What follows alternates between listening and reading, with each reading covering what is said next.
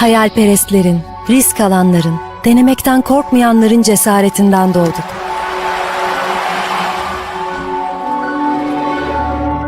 Bizi asla yarı yolda bırakmayan o sesin rehberliğiyle ilerlemeye ve öğrenmeye devam ediyoruz.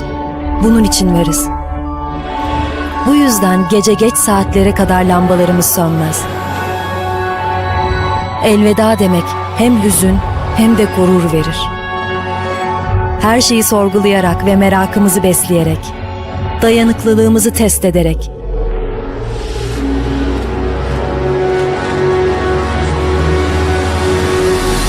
sınırlarımızı aşarak, ilerleyerek ve yeni ufuklar açarak yeni bir yol buluruz. Yeni icatlar çıkararak, kendi yolumuzu çizerek. Burası fikirlerin doğduğu ve yeni fikirleri doğurduğu, bizim de doğduğumuz, birlikte büyüdüğümüz ve yükseldiğimiz yer. Burası Yakın Doğu Üniversitesi.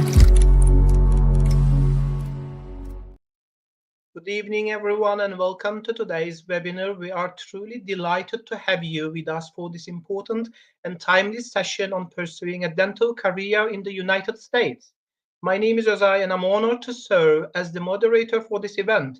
As many of you know, pursuing a career in dentistry in the United States, whether in clinical practice, specialization, or academia, is both a challenging and rewarding journey.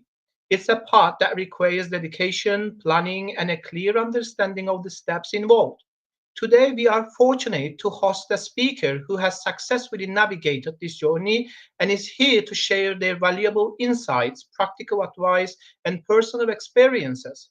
I encourage all participants to actively engage, take notes, and most importantly, feel free to ask questions throughout the session.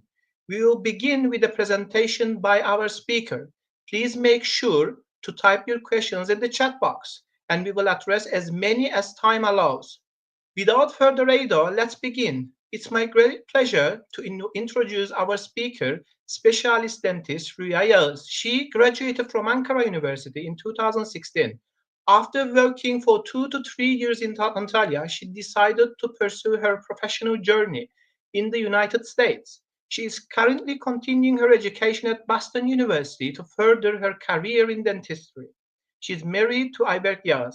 Welcome, Dr. Rüya, and thank you for being with us today. Stage is yours. Hi everyone.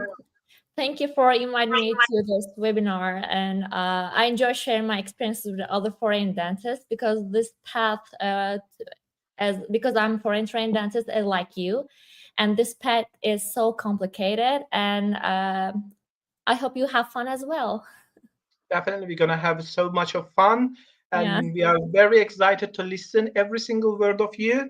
So stage is yours. If you're right, I'm gonna start with the questions. I have lots of questions today to you. If you are ready, we are so excited. I'm ready. Yeah. Let's start. All right, let's get started then. So could you give us brief information about what are the essential steps for a dental graduate who wants to pursue a dental career in the United States?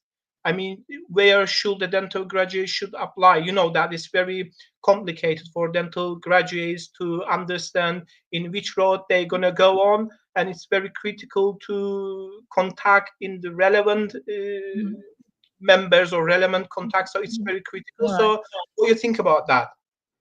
Yeah, as you told, the path of foreign trained dentists to become a licensed dentist in US is very complicated, and there are many ways to do that.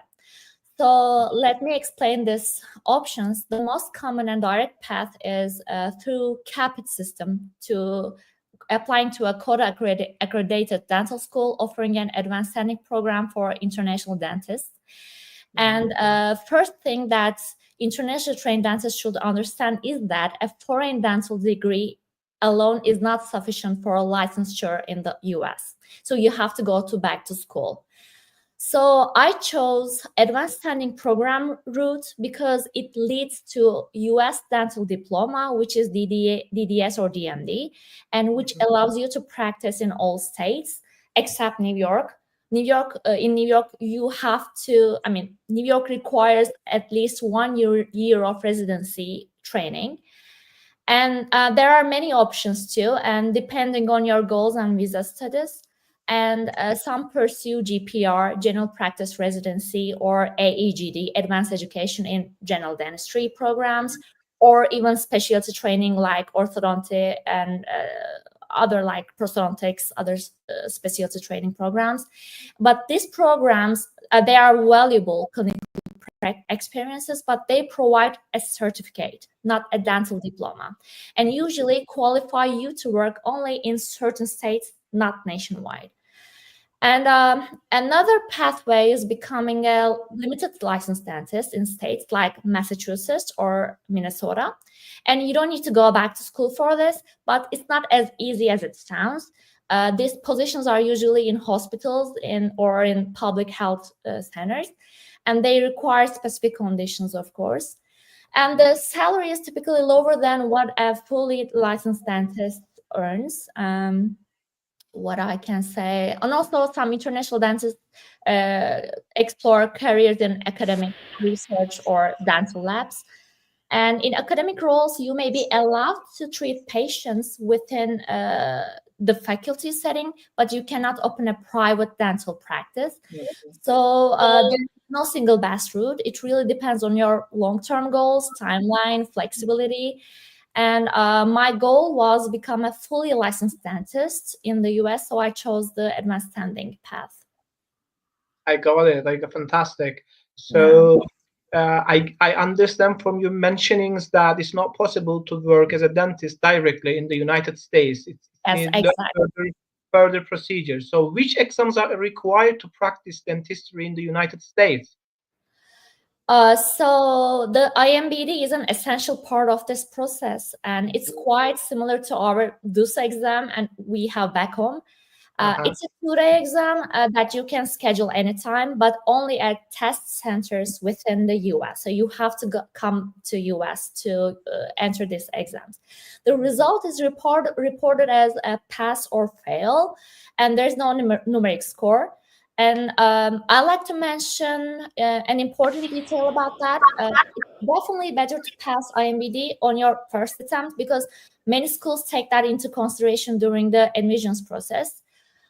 And another key requirement is TOEFL exam, and you should need a high score, typically above 90, and some schools require 100 or more. So I'm sorry for stepping out, but if that's the only examination that they are accepting as the minimum requirements, you mean 90, but from TOEFL, is there any possibility to apply with the aid of IELTS, for example? No, many schools accept just TOEFL, so it will be better if you get TOEFL score. And also, the minimum requirement is 90, or it depends on the university that you're applying? Yeah, it depends on each university, as you told, but typically above 90, but some schools require 100 or more. So it's really important to check specific requirements on the website of the school. So it varies to school by school. So you should check from their websites. I got it. So as far as I know from your last speech last week that you mentioned you have done an application to Boston University. So can you explain briefly your road on this application? And you mentioned again that you need to get equivalence for your degree. Is there any difference getting that equivalence between the states in the United States of America?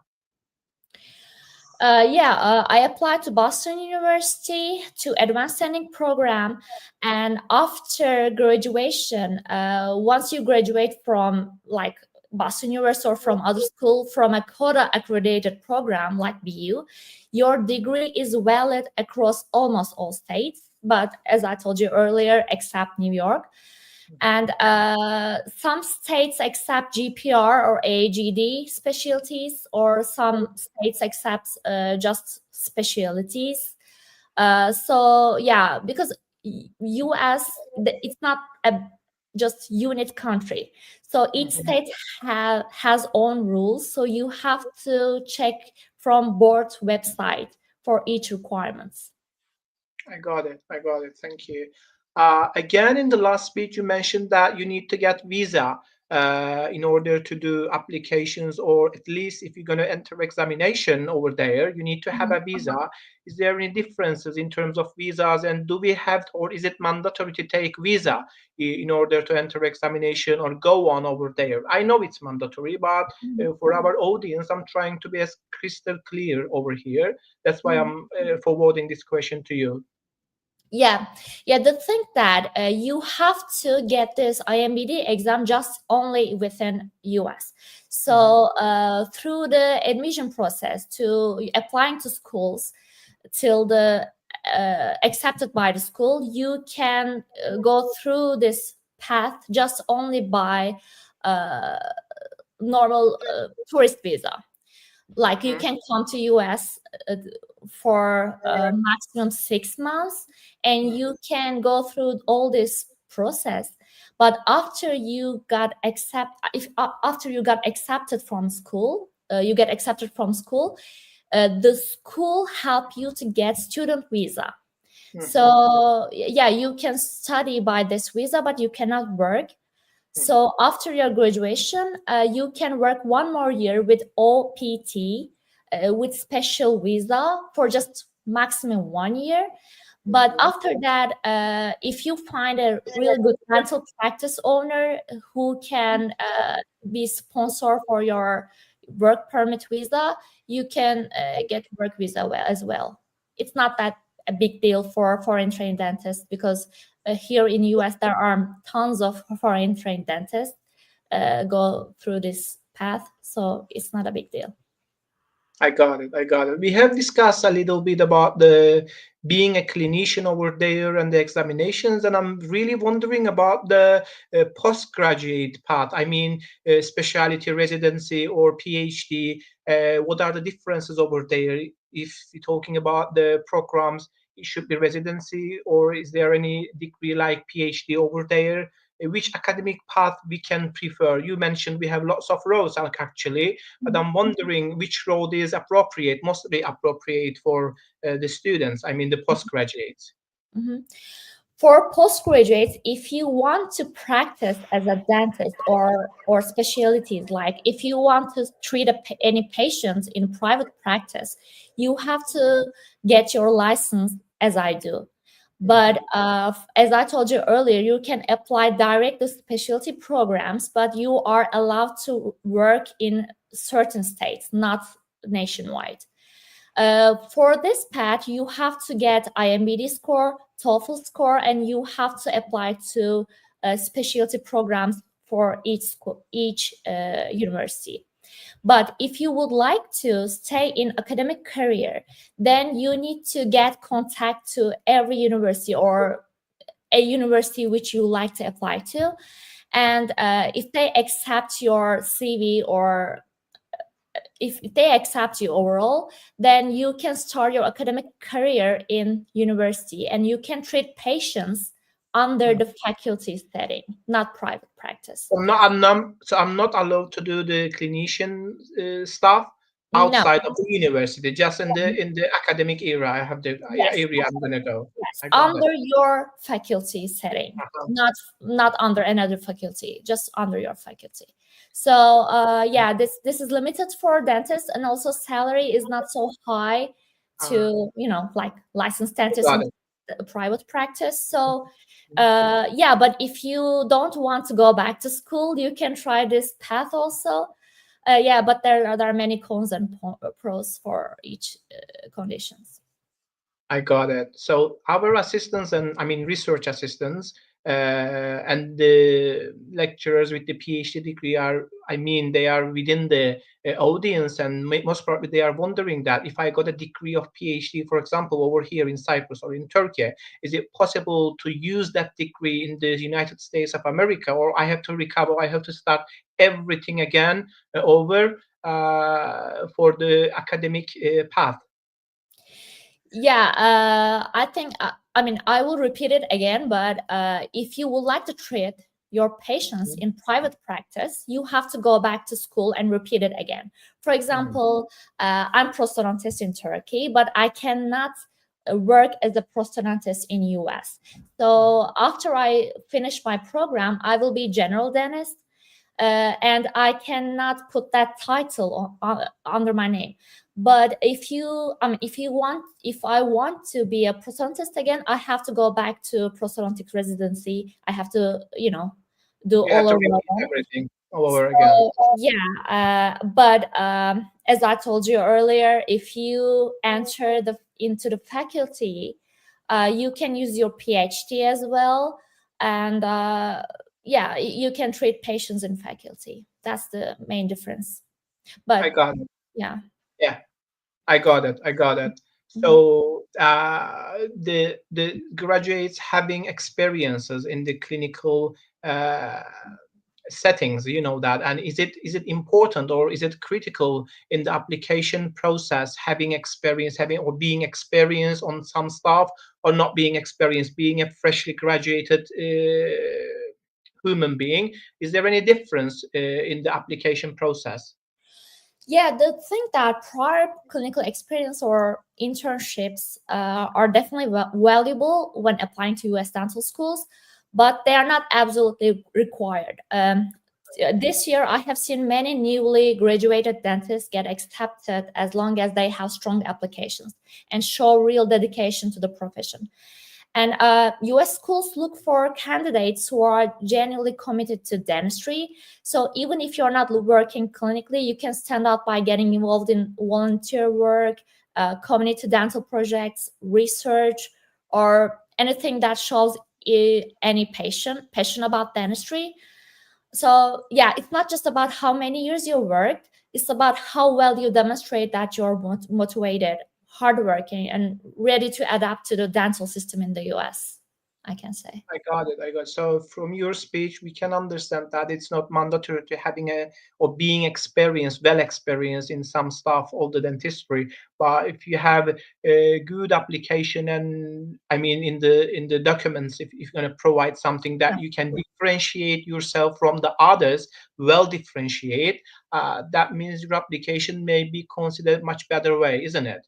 Yeah, exactly. I mean, if you stands out more than the other, because there are tons of applicants applying to the schools each So year. it's critical to differentiate yourself from the others. Yes, exactly. If you are dedicated to dentistry, or if you're dedicated to basketball, I think. I mean, if you're dedicated to anything, and if you pursue your hobbies, your like if you do dental projects, if you volunteer in some dental works, it's so much important to dental schools in the US.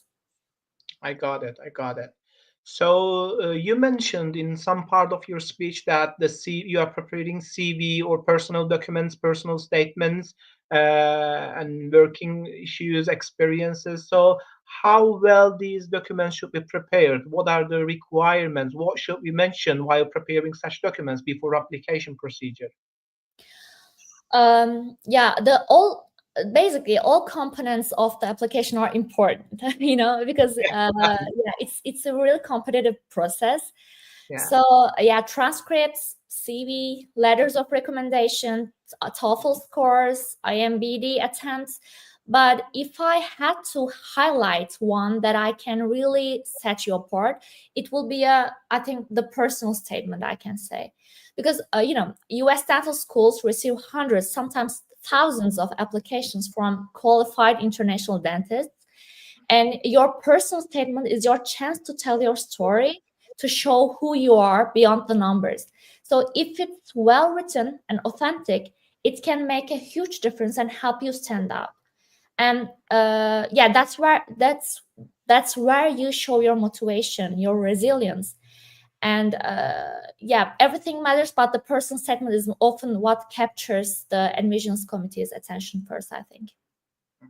I got it. I got it.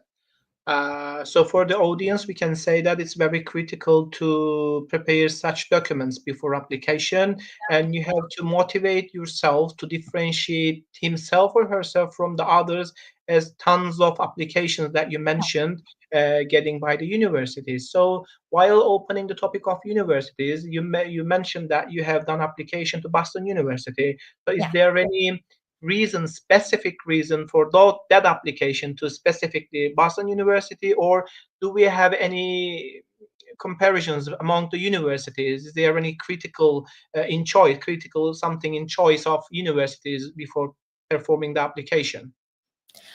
I mean, I always admire Boston University in some way because they accept 100 students, international students each year for my program. And it's really good for, get to know people from all around the world. And also digital, I got a company here in US with my husband, and we work on surgical guides. And digital dentistry is very important for me also. That's why, and Boston University has got, they pay attention to digital dentistry really well. So that's why it stands out more than other faculties.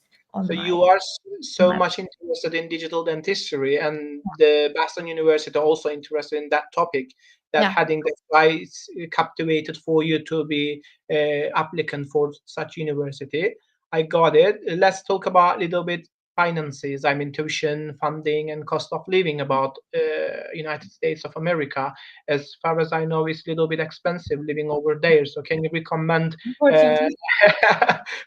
the hints or any specific something for our audience living over there, the living conditions, tuition, funding? So if you have any information about this. So yeah, you're right. It's very expensive studying in US, unfortunately. And and also scholarships and funding opportunities for international dental graduates in US are unfortunately quite limited. But after you are accepted, schools usually provide a cost of attendance breakdown, which includes both educational costs like tuition and fees, personal expenses like housing, food, insurance. And for example, this year, my school gave me $300,000 cost of attendance for my 2 years program. And this total amount is important because it determines how much financial aid or loans you can apply for federal student loans or private loans. So if you have a green card, or if you are a citizen, you can apply for federal student loans, which is more convenient. But if you don't have any green card, or if you're not a citizen, then you can apply private loans as well. And these loans, they might not cover everything, but it definitely helps, especially with personal expenses like rent or daily living costs. I got it. So if we're considering the tuition fees and living expenses, what are some realistic ways to fund this journey actually? I'm wondering your road, how you did such. You mentioned that you had huge payments on these things, and also living over there is a little bit expensive. So is there any funding way of your way I'm talking about? Okay, the thing that you have to prepare yourself before coming to US, because here in US everything costs. There's nothing free here. So if you save some money before coming here, it will absolutely help you to live in US. But besides this, if you accepted by school, as I told you earlier, you can apply for loans. That's the way it is. And you can share your apartment with other students. And if you come here with your spouse, your husband, your wife, they can work. Or that's the financial way that you can handle it. I'm lucky because I will get federal loan, and I will still be working with my company, with my husband's company. So that's the way it is, unfortunately. So you have to be student again, okay? So it doesn't matter if you are prosthodontist or anything. You have to come here, and maybe you need to be a dental assistant to make money, like that kind of thing. You start from zero. I got it. Thank you. What are the most common cultural or academic challenges international dental graduates face in the United States, actually, in terms of adaptation? I'm talking. Is it difficult to adapt because of these things, for example? Do we have any difficulties, complications, or challenges that we have to encounter while starting to live over there?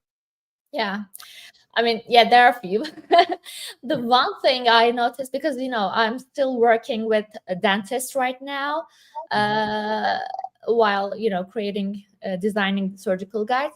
And one thing I noticed is that business communication here is very different that we used to. In our culture, we tend to more emotional or indirect in how we express things. But in the US, people are much more straightforward and direct, especially in professional settings. It's not rude, it's just how things get done efficiently. Because sometimes I text to doctors like putting some smiles and of the So we sentence. can refer them completely professional. Yeah, I mean, they are professional. I don't want to say professional, but because we are also professional, but communication here is different. I mean, it's I not got just it. like personal, it's not rude. I mean, if you don't put any smile at the end of sentences, it doesn't mean that you're angry or nothing. You know what I mean? I That mean, kind of I understand what you mean. and I also, got it. yeah, and also work ethic is, I think, different because people work really hard here, and holidays are fewer compared to what we used to. Since many people are paid hourly, they are very time focused and productivity oriented. And yeah, that these are the differences that I I got know. it.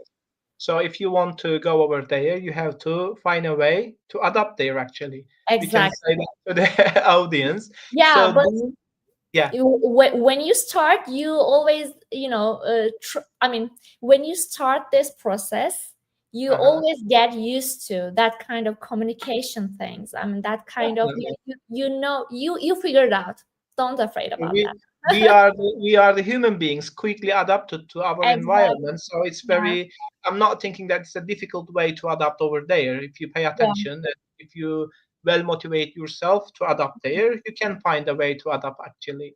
So do you Exactly. have any tips regarding the language barriers? So you are speaking very well today. You're explaining everything in a good mentality, but the not all the applicants over there having very good speaking skills. So do you have any recommendation regarding this to overcome language barriers? Yeah. Yeah, my biggest tip is don't be afraid to talk or make mistakes while Mhm. especially talking, because our accent is different than American people. It's totally normal, and everyone knows we are coming from another country, and they don't accept us to speak perfect English. And what matters most is being clear and easy to understand. And over time, your confidence will grow, and practice speaking as much as you can, especially in clinical settings. Watch how native speakers communicate with patients, how they simplify terms, use empathy, and stay professional. And don't hesitate to ask for feedback. It really helps, I can say. I got it. So they shouldn't being afraid of something while speaking in English. They should do not. They shouldn't feel any hesitation Yeah, that I'm gonna do something wrong, that I'm gonna spell something incorrectly. If you think on it, you're gonna go on wrong way, wrong path. You should regrow by paying attention and carefully listening around you, the native speakers, I guess. So it will be much better to. Uh, Expressing yourself in English, not only in the clinical settings, but also in the social environment as well, as I saw. exactly. I mean, Yeah, as long as they understand what they are saying, what you are saying, then it's not that important if you have accent or not. Yeah, don't afraid. Talk, talk, so the and audience, please don't afraid of speaking yeah. English. Let's go to the next question, Dan. So, what is the most challenging part of your journey? Um, what is? I mean, the thing that every step is challenging. Every step has got own challenging parts. Challenge. Yeah. So, because how can I say that? You start in another country within another language. So I mean, when I first came to US, I searched online about the steps to how to become a dentist, licensed dentist in US, and I saw a lot of steps which seemed very complicated in the beginning. So it was very challenging. But after I start first step, I realized that, oh, okay, it's not that big deal. I mean, I passed IMBD. I thought that, okay, it's not that big deal. It's not worse than DUS that we have at home. And TOEFL, I mean, I got TOEFL 3 times. And I applied to school and I got accepted. And every step that you skip, you will understand that, okay, it's not that big deal. You know what I mean? So yeah, every step, of course, challenged me a lot. But this is what it is. So if you get the first step, it's almost done. We can say that, isn't it? Yeah, exactly. I got it. So if you're gonna start whole process again and again with the knowledge that you have now, is there something that you want to change? I can say with this process, I mean, I think my time, I didn't consume my time so much. So I started my first year studying to IMBD. I passed my IMBD in TOEFL, and I passed IMBD exam at my first attempt. So I didn't want to. I didn't find anything that I wanted to change, but I can tell some tips about other foreign dentists. That's Here really in appreciated. and Turkey. And if I could start the process over with what I know now, especially in dental school, I will definitely be more active during the dental school, like joining student organizations, attending events, and like seeking out research or volunteer opportunities. Like those experiences really help shape your perspective and make your application stronger. And I will also try to shadow or like volunteer with US dentists sooner, because that experience not only strengthens your application, but also helps you understand the US dental system better. I got it. So let me give brief information about our new system. We have started Collegium Dentalis in our faculty, like housing system that we have in Harry Potter. Maybe you're familiar from Really? there. Yeah. We have four different groups or collegiums we have now. And we are organizing such activities like football, basketball, or like knowledge competition we did last month, for example. And there is a huge competition among them, and at the same time they are really getting high skills that you mentioned, which are very critical during the dentistry undergraduate education. So we are trying our best to provide such facilities or opportunities to our students, and they're enjoying it, really enjoying it. A huge population is enjoying and joining all the stuff, all the activities, and really good competition among them. Every single week we are announcing the best student in terms of activities. In the activities they got, they earn the points, and they are getting points in different groups. I mean, collegium, they are getting points, and at the end of the year we're gonna give them maybe some surprise, the winner group, the winner collegium. So we are paying attention for such activities, by the way, and hopefully they will get skills that we requested, and also for the future life of themselves. My last question, hopefully. Your students must be so lucky then. Sorry? Your students must be so lucky then. We hope so. Can you recommend contacts for the audience to get more detailed or personalized answers on these issues? As far as I know, you have a website called Dent Guide USA. You provided personalized consultancy services on this subject. So it's very critical to know exactly the contact that you have to apply, that you have to get in communication. So do you have any specific contacts that you can recommend? Also, your personalized consultancy service, if you mention a little bit about these things, that will be really appreciated. Yes, of course. I know how overwhelming this process can feel, so I try to share as much as I can through through my Instagram and YouTube channels, where I talk about life in US and steps to becoming a licensed dentist here. But I also know that everyone's path is different, depending on their visa status, goals, background, and that's why. Yeah, expectations also, and that's why I offer one-on-one consulting through my website Dent Guide USA. If anyone wants to personalized guidance, whatever it's about, exams, school selections, process, visa planning, they can schedule a meeting, and I'll be happy to help however I can. But I share some general information about dentistry in US on my social media accounts. Yeah. So really good, and thank you for sharing all these valuable information with us. Really appreciated by the audience, I guess so. So I fully filled all my questions that I want to forward you. Let's check out the comments checkbox if we have any comments regarding the presentation. Let's get started.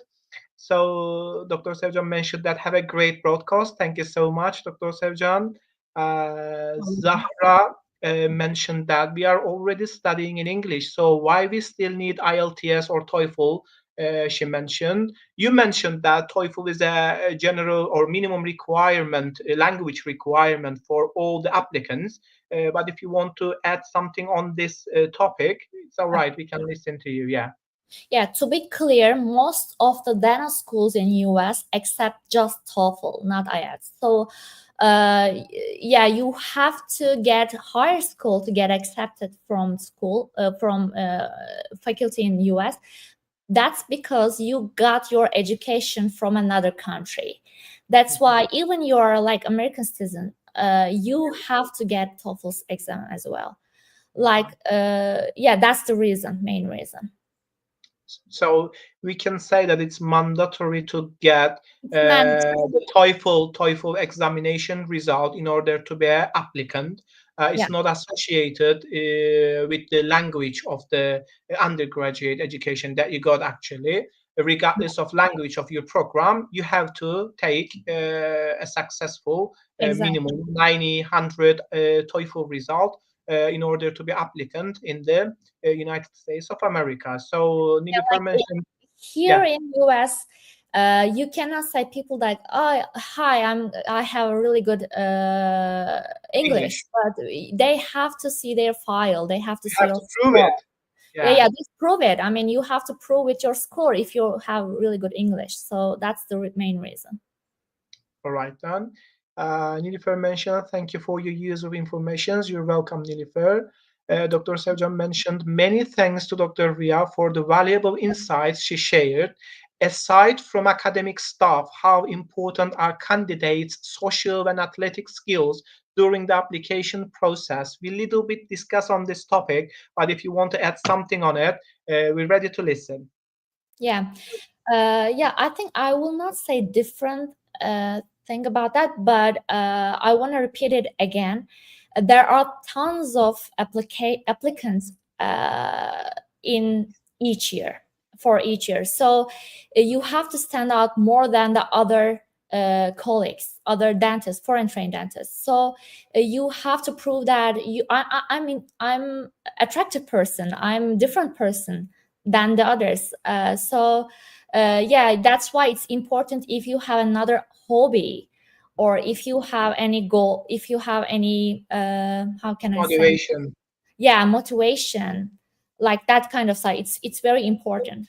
if you want So to if stand out more. So we are coming to the issue that again, you have to differentiate yourself from the others with your social mentality or academic mentality. In some way, you have to be different from others in order to be an acceptable applicant. Yeah, because the dentists here, they are not just like all general dentists. They are sometimes professors from their own countries, like prosthodontists like me, like specialties, and they are qualified dentists usually come to US. So that's why if you do different thing, like if you have any different how can I say, features from that kind of foreign trained dentist, yeah, it will be better for you on Huge competition over there. It's very challenging to be an applicant. At least being an applicant over there is still challenging. Best of luck for all the applicants that they are trying or thinking to apply over there. So we're gonna go on with the comments. Nima mentioned, can you please save this live? Definitely, it will be saved, and you can access whenever you want through the YouTube channel of the nearest university. Uh, let's go ahead to the next comment. Hello, is there anything from your student life that makes you think, I wish I had done that instead of this? You mentioned already that you need to be a much more active student during your undergraduate education period. But if you want to add on a little bit much more, we are ready to listen to you. Yeah, the thing that when you're a student, you always think about exams, you always think about graduation and that kind of things, and you want to pass your class. But dentistry is not all of them. So if you join student organizations, if you attend to events, you will be more tend to be more active and more into dentistry. So that's why yeah, I will be more active when I was in school. Because all this stuff actually is enriching your folder that you're going to provide them as a proof. I had joined this team, I have done such projects. So it's very critical, I guess. I didn't do any application over there, but I mean, it's very critical to have very powerful documents that you are you were an active student during your education. So Yeah, we commend them. and I think it's not about the applications. If you being part of the dentistry so much, if you dive into dentistry with all of its topics, you will be more you will like more about dentistry. So you will be more like you know you will love your profession. I got it. I got it. You will That, love that's profession. dedication needs proof actually being like that. So I got you very well. Let's go ahead with the next comment. Many thanks to Dr. Özay and Dr. Rüya. If I may ask a question, is the IMDb exam 100 multiple choice questions? Yeah, I mean it's kind of similar to our DUS, but it's longer than we have. So yeah, it's multiple choice questions, and you got, it's written exam, but it has got multiple questions. It's basically case based. They usually give you a case, and they ask you about a treatment plan, like conditions, health conditions, and other stuff. And yeah, multiple choice questions you will see in the exam. So one of my students has done such application in the United States for that examination, and also there were graduates of mine that have done application for the examination in the Canada, and they did really well. And after they have successfully passed the examination, they sent me email. Thank you very much for all the theoretical knowledge that you have spent on us, because we did very well in the examinations. All the examination questions are relevant with the clinical settings, clinical situations, cases, and we are paying attention, huge attention to ask such questions, especially in different clinical situations. What will be the treatment plan? What will be the decision? How are we going to communicate with such patients or cases? So it's really good stuff for us. Yeah. We enjoy with the success of those students. Yeah. So trust me, our education is really good. So don't afraid about this exam. It's not that a big deal for us, I think. So in the very next question, they ask, can you please, the Ramisa ask, can you please briefly explain the IMDb exam? You want to express much more information, or you gave detailed information already? It's up to you, Dr. Rüya. I usually share those kind of things on my social media account, Instagram and Dance Guide USA account. You can check from my social media accounts. But besides this, like as I told you earlier, IMDb exam is basically you are responsible from all kind of dental subjects, not just like prosthodontics, not just like endodontics. You are responsible from anatomy, medicine, like Basic medical sciences are also critical in this examination. medical sciences. Yeah. And and also extra some subjects that we don't know from our country. I shared on Dance Guide USA social media account. You can check it from that because there are tons of topics. So yeah, but it's multiple choice exam, 2 days exam. You can get this test just only in US in test centers, and you can take this exam maximum 5 times each year. But I advise you to pass this exam in your first attempt, because it will take the schools will consider this your every attempts. I got it. Let's go ahead with the comments. Dr. Güney extended appreciations and thank yous for this wonderful broadcast. Ramisa asked the cost of examination. Do we have any information regarding the cost of it? Yeah, I also shared this on Dance Guide USA. So guys, please, the audience, please follow up the Instagram profile of Dr. Rüya, and she's also mentioning about the things that you are wondering, but maybe we can give brief information and then go ahead with the next comment. Yeah, the thing that it's over $1,000. So I don't know the 1,050 or something. I don't know, but over 1,000. Over 1,000. So exam is also really expensive. Yeah. Everything. When you are applying to school, you have to pay the fee, like 100 or something like that, $100 or something like that. So everything costs. It's not free here. Nothing is free here. Unfortunately. Melissa mentioned this was really informative and very appreciated. Thank you, Melissa.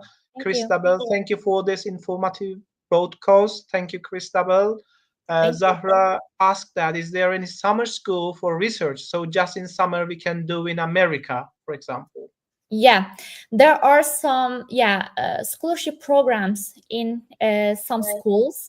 So it's better if I can share this topic in social media too. I mean, if you apply to these programs, you will observership programs. You will be allowed to observe the program, faculty setting.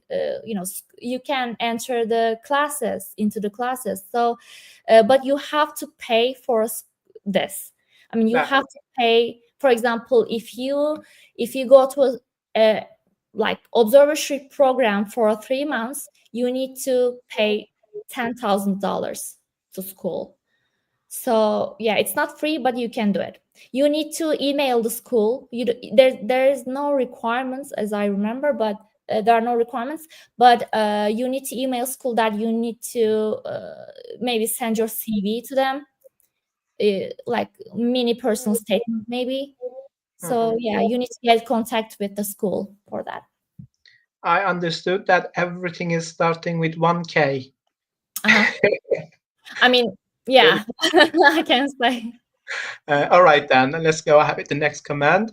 Is there a minimum CGPA requirement for getting into the CODA accredited program? There is no minimum GPA for many schools, but for some of them, it exists. Yeah, I mean, you need to search online from each school's website. For example, some students require some schools require like over 3.5 GPA. So you need to search online. But I mean, yeah, I can say this. I got it. Is there any booklet like something that we can find it out before the application, depicting or presenting the minimum requirements, I mean the application requirements, or we have to search that individually by sending emails to the relevant universities that we are trying to be a member over there? I mean the applicant over there. There is one portal that you can apply to each school. For example, for my program, Advanced Technique Program, Foreign Trained Dentist Program, this program is basically, I will go to dental school again. I will not do specialty or something. I will do again, like filling the cavities, like opening endodontic access. I will learn all of them again. So the thing that for this program, you need to apply from Capit portal. Capit portal. So it opens in March, but deadlines of schools are deadlines are school vary. So you have to check from Capit, but on the Capit portal you can check all the requirements of each school. But if you cannot find any information that you need to find, you can email them whenever you want. I got it. So this will be the last. Also, for the specialty programs, you can apply from PASS portal, PASS portal. PASS portal. Yeah. All right. The one is Capit, the other one is PASS. PASS portal. So the audience start to search it out, actually. The last question I'm asking to you, are there dental seminars or webinars in the United States that current students can attend to further their knowledge in the field? Yeah, there are many webinars happening in US, but like you can search ADA website, American Dental Association website for that. I cannot tell you the certain time or certain webinar, but yeah, you can search online from ADA, American Dental Association website. All right. Nilüfer again mentioned, thank you so much for your great informations. Thank you, Nilüfer. Zahra forwarded the question. Dr. Özay, do we have Erasmus program in our university? Yes, we have an Erasmus representative in the university, Dr. Ayşe. I can forward you to her about this issue, Zahra. So we come to the end of the comments, I guess. So that was really fun and interesting, communicating and talking about such stuff. Really enjoyable. Dr. Rüya, thanks for all the information that you have shared with us. We are really enjoying it. Yeah, thank you all for joining today. I know this journey can seem long and uncertain, but trust me, it's absolutely possible with the right preparation, mindset, support. Whatever you're just starting or already deep in the process, just stay focused, stay patient. I know it's not so easy to do that in the process, but you have to stay patient and don't hesitate to ask for help. Also, remember, everyone's path is different, and that's okay. If you ever need guidance or just someone to talk to who's been through it, I'm here. And wishing you all the best on your journey. If you would like to come here. Thank you very much for this captivating speech with us and all the information that you have shared with us. So if you let me, I'm going to close it with a thank you message to you, and we'll finish the webinar today. To the audience, to the participants I'm talking, thank you all for joining us today. It's been a really insightful and inspiring session with Dr. Rüya, and we hope it shed light on the many opportunities and realities actually for the application procedures in the United States or building a dental career in the United States. So we would like to extend our heartfelt thanks to Dr. Rüya, to our speaker, for generously sharing her time, experiences, and practical advices with us. Your journey has given us both perspective and motivation, Dr. Rüya. To all our participants, thank you for your thoughtful questions, comments, and active engagement with this webinar. We wish each of you success in whatever path you choose, because Dr. Rüya mentioned that you have lots of chances, opportunities, roles that you can select. So we wish you all success in whatever you selected, whether in the clinical or academic or both roles. And we look forward to seeing you at the future events. Until then, take care and stay curious. Thank you so much, Dr. Rüya. We have come. Thank you. Appreciate it. Thank you. You're welcome. Hayat hızla akıyor ve biz bu hızı seviyoruz. Her güne heyecanla başlıyor, her anı doya doya yaşıyoruz. İlk günkü heyecanımızla yılları aşıyoruz. Zaman akarken biz de kendimizi arıyoruz. Heyecanla, merakla. Sen de kendini mi arıyorsun? O zaman zamana yetiş. Bu sadece kendini bulmakla ilgili değil. Asıl heyecan kendini yaratmakta. Bir şeyler mi yaratmak istiyorsun? Mükemmel. Metali işlemeyi, bir bina yapmayı, bir iş kurmayı, hatta bir şehir kurmayı öğren. Hayat kurtarmak, teknoloji geliştirmek, üretmek. Hepsi burada. Ve burada tüm deneyimler profesyonellerle yan yana.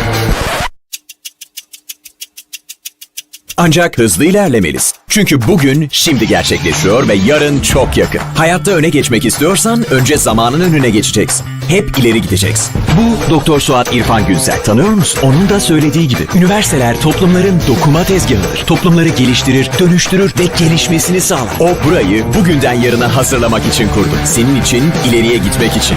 Yana ya da geriye değil. Sadece ileri. Çünkü gelecek çok yakın. Hadi harekete geç. Fikirlerin ne kadar ileride olursa yarına o kadar yaklaşırsın. Yanındakileri de geleceğe taşırsın. Bu senin geleceğin, senin fırsatın şimdi. Hadi yarın yakın. Hepimizi ileriye götür.